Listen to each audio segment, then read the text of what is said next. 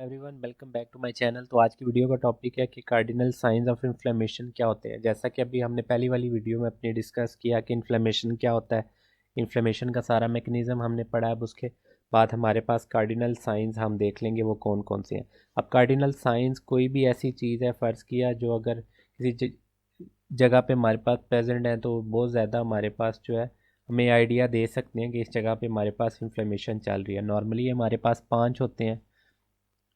अब इनमें से हमारे पास हैं कौन कौन से, तो हम देख लेते हैं, जो कि मैं आपको बोल के बता देता हूँ। पेन है, रेडनेस है, स्वेलिंग है, लॉस ऑफ फंक्शन है और हीट है।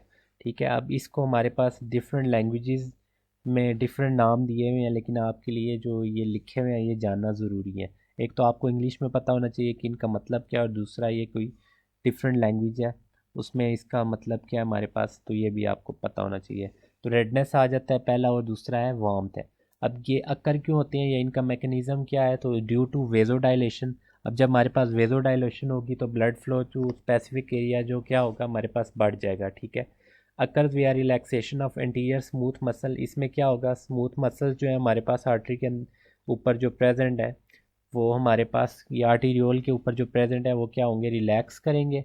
की मीडिएटर्स कौन से हैं जो इनको रिलैक्स करेंगे, वो है हमारे पास हिस्टामीन, प्रोस्टाग्लैंडिन और ब्रेडिकाइनिन। इसके अलावा सेकंड है हमारे पास आ जाता है स्वेलिंग। स्वेलिंग क्यों है, due to leakage of fluid from post capillary venules into the interstitial space. ठीक है, अब ये स्वेलिंग जब भी होगी तो जाहिर बात है ये क्या होगी, एक्सुडेटिव होगी। इसके अलावा हमारे पास की मीडिएटर्स कौन से हैं जो कि स्वेलिंग को प्रोग्रेस कराते हैं, तो पहला है हमारे पास हिस्टामीन। वो क्या करता है, which causes endothelial cell contraction और tissue damage resulting in endothelial cell disruption. जाहिर बात है, अगर फ़र्ज़ किया ये हमारे पास दो इंडोथीलियल सेल्स हैं, अब इनके ऊपर जब कभी भी ट्रॉमा आएगा तो ये क्या होंगे, डिसरप्ट हो जाएंगे। इसकी वजह से हमारे पास क्या, लीकेज जो है ब्लड फ्लो की वो बढ़ जाएगी। ठीक है, थर्ड हमारे पास जो ऑप्शन है वो है पेन। पेन को रिलीज़ कौन करता है, तो हमारे पास आ जाता है ब्रेडिकाइनिन और प्रोस्टाग्लैंडिन E2, जो क्या करते हैं, सेंसिटाइज करते हैं सेंसरी नर्व एंडिंग्स। अब नर्व एंडिंग्स जो है हमारे पास है उसके अंदर जो हमारे पास सेंसेशंस हैं उनको क्या कर देते हैं, मल्टीप्लाई कर देते हैं। उसकी वजह से हमारे पास फीलिंग्स कौन सी आती है, पेन की फीलिंग आती है। अब जो हमारे पास लास्ट साइन है जो है उसको हम बोलते हैं फीवर। ये बहुत ही इंपॉर्टेंट MCQs के रिलेटेड आपका ये क्वेश्चन है जो कि आपको याद रखना पड़ेगा। अब पायरोजेंस वगैरह हैं, usually from lipopolysaccharides from bacteria cause macrophage to release interleukin 1 and tumour necrotic factor which increase cyclooxygenase activity in perivascular cells of the hypothalamus.